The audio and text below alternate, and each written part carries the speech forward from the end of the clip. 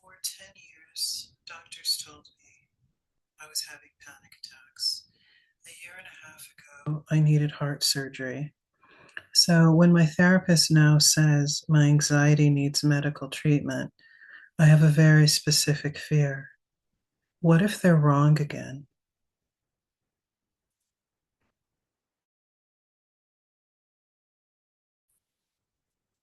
Today, I want to talk about what medical misdiagnosis does to your nervous system.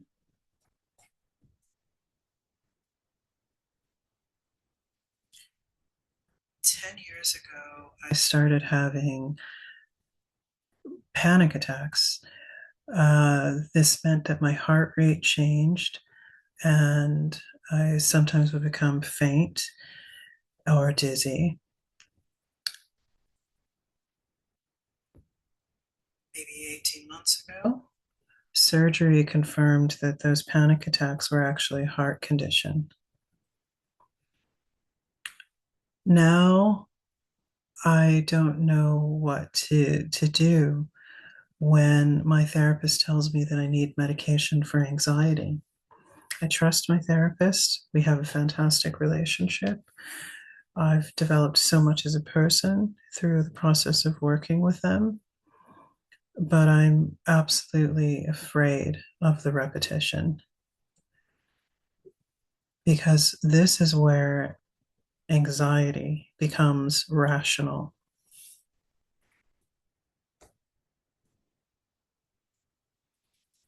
I have been in a state of hypervigilance for the past several months. Um, Noises that are near sound explosive. The pitter patter of little feet coming down the steps in the morning, or that person late at night in the hallway doing their best not to be too noisy to disturb the neighbors. These sounds have gone from things that I don't even notice prior to this. We have very thick walls in our building. I haven't even heard a neighbor cough or sneeze, and this is flu season. So, what that tells me is that there's something going on within me that's magnifying these noises. And what is it? What is happening to me that I'm hearing things more intensely? Intensely enough that if I'm sleeping and I hear the neighbor quietly coming home at 1 in the morning, I go into panic. I become hyper vigilant. I become hyper protective of myself and fearful in my surroundings in a way that's not helpful or necessary. But even this, which is clearly psychological, is something that I am second guessing. I don't necessarily believe that there is something wrong with me when this is happening in the 2.5 months that this was happening. I was just feeling afraid and nervous. I wasn't trusting that my body was giving me messages in my own language that I could believe and make sense of. Instead, I was thinking there's something dangerous happening. There's something out there and there's no protection, and I'm feeling afraid. And I think that this trust, this distrust, this feeling of lack of safety goes back to not feeling well and not trusting that there is some kind of help, not trusting that the symptoms that I'm having mean something. I learned the vocabulary of panic attacks based on what doctors were telling me. I described my symptoms, and people then said, okay, these are panic attacks. They weren't asking all of the right questions, though, because when my therapist and I began unpacking this, after the diagnosis of the heart condition and after the first surgery, which my therapist was surprised to hear about because I had always used the language that I had been taught by doctors over the last 10 years that you are having panic attacks. What my therapist then told me is that a panic attack doesn't last for more than a minute. There's a specific way of a panic attack. And from the descriptions that I then gave my therapist, it was quite clear those are cardiac events. So, yeah, there's something dangerous in a vocabulary. Uh, a vocabulary is not necessarily descriptive. And once you have begun using the language of a situation, it then just keeps going down in time. When I was saying that I am having panic attacks, sometimes 2 or 3 an hour,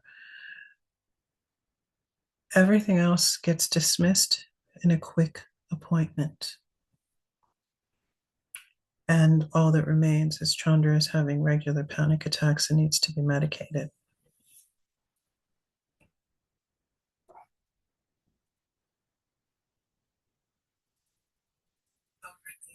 Last 2.5 months, I've been having sleep problems. I find that when I fall asleep, I'm instantly waking myself up. I'm I'm hyper aware of my surroundings. So this can happen every couple of minutes. I can come in and out of sleep. And on the one hand, I noticed the first night about 4 weeks ago when it became incredibly exhausting that I wasn't able to stay asleep for more than a couple of seconds. I was watching a show with my partner, and I had really wanted to see this show. We finally had access to it, and I was tired because I had been in pain a lot in the day and I took a painkiller. And I just kind of kept dozing off. And when I woke up, they would say, "Oh, yeah, that you were just asleep for a few seconds." I noticed later that night that the sounds of the neighbors in the stairwell or people walking around the flat were magnified and intensified. And I just thought everyone was being really loud, but no one's ever being really loud. Everyone's quite conscientious, soft footed, and quiet. So a couple of nights later, I decided I'm going to start locking my bedroom door at night. Maybe that will make me feel more settled because rationally, by the light of day, I was fully aware that these little sounds in the building, they're nothing.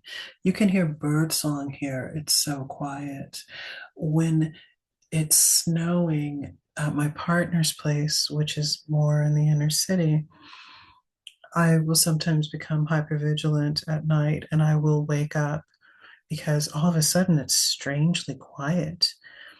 And that strange quiet is a neurological disruption because at the moment where I would have fallen asleep, you could hear people in the cafes below the apartment or walking around. You could hear kind of the crunch, crunch of steps on the ground. You could hear car doors opening and closing. You could hear bikes and the tinker of the bells. But then all of a sudden, it's just very quiet. And so the change of soundscape and sound rhythm will alert my brain to something different. Under normal circumstances, when I'm less anxious, I suppose, I can sleep through that. Uh, but In these instances in December, I would like come to a bit startled because, like, what's changed? Something's strange. I would go to the window and I would see that snow had fallen, blanketing the earth, dampening sound. So that's one of the reasons that I know I've been a bit more anxious than is healthy in the last months. Another example of how this sleep problem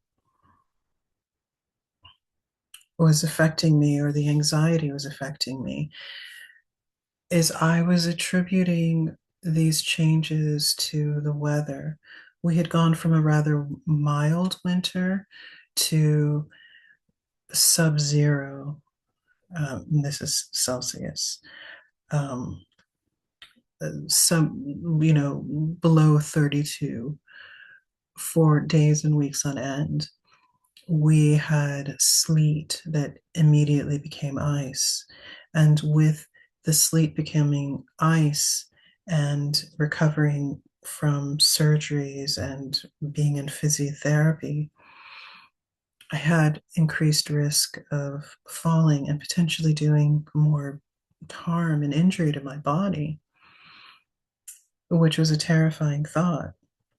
This was compounded by the fact that my sense of liberation had also been physically altered and how I now had to dress.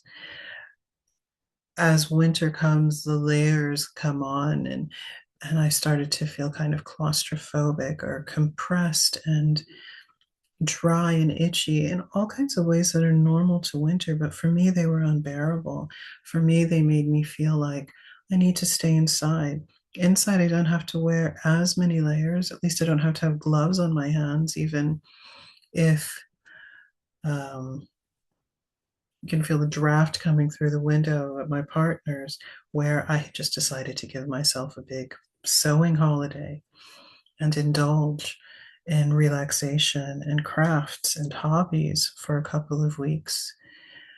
Even that wasn't enough to calm my system down.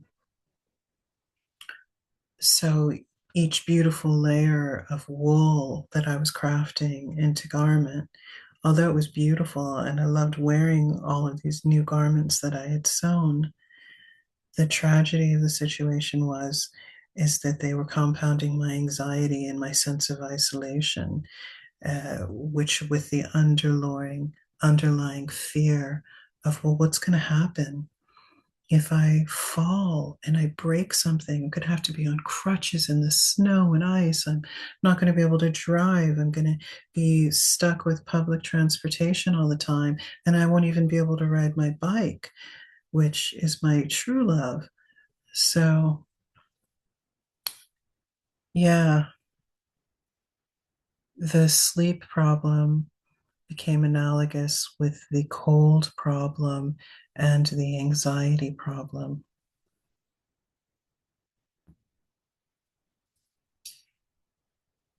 If you were told your hard episodes were anxiety for 10 years, would you relax easily?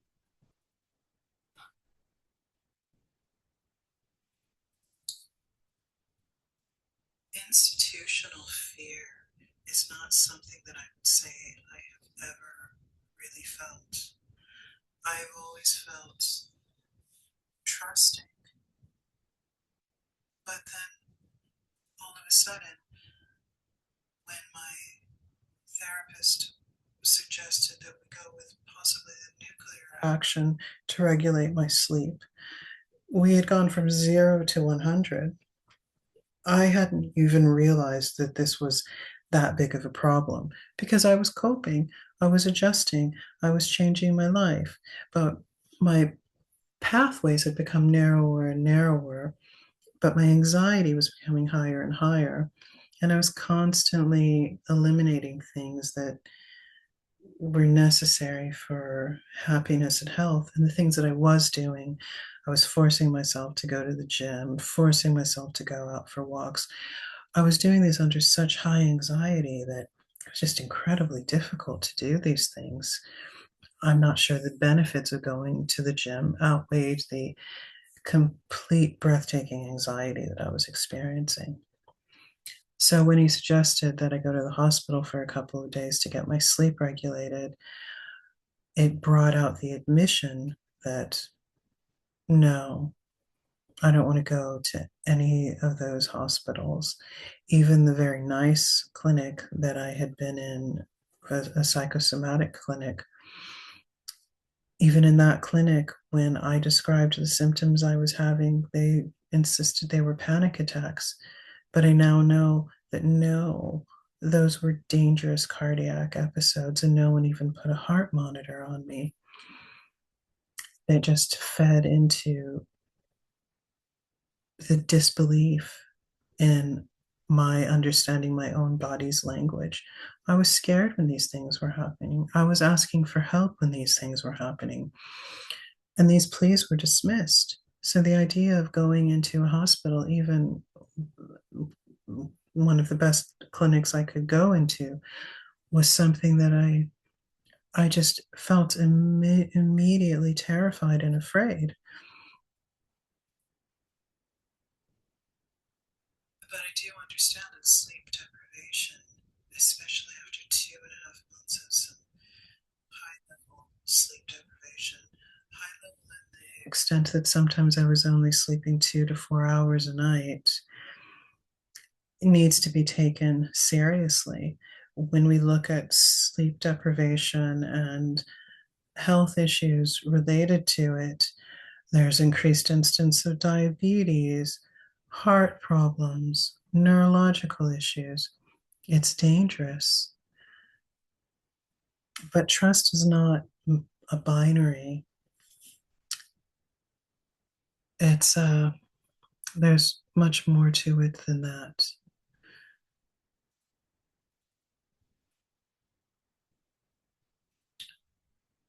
So we agreed on a plan, and we agreed that if the plan did not work, this was important enough that 5 days ago he felt it was reasonable that I go to the emergency room and ask for help. So I called my doctor. It was out of hours. And so I sent an email and I got a response back on the next business day. And I went to see my doctor yesterday and we spoke about the problem. And I was given further clarity as to yes, it's desperately important and interesting that the moment that this happened, that the escalation of the anxiety occurred was in the month of December when I was in the hospital for a couple of days with my heart condition, which is the medical injustices that I've been experiencing in the treatment of my heart are the topic for another video. But my doctor and I decided that I would take anxiety, like as needed anxiety medication to alleviate the symptoms of the anxiety so that I could work through the other things like dealing with the heart condition and monitoring my heart and refusing to collapse into it's just anxiety. Um, so I'm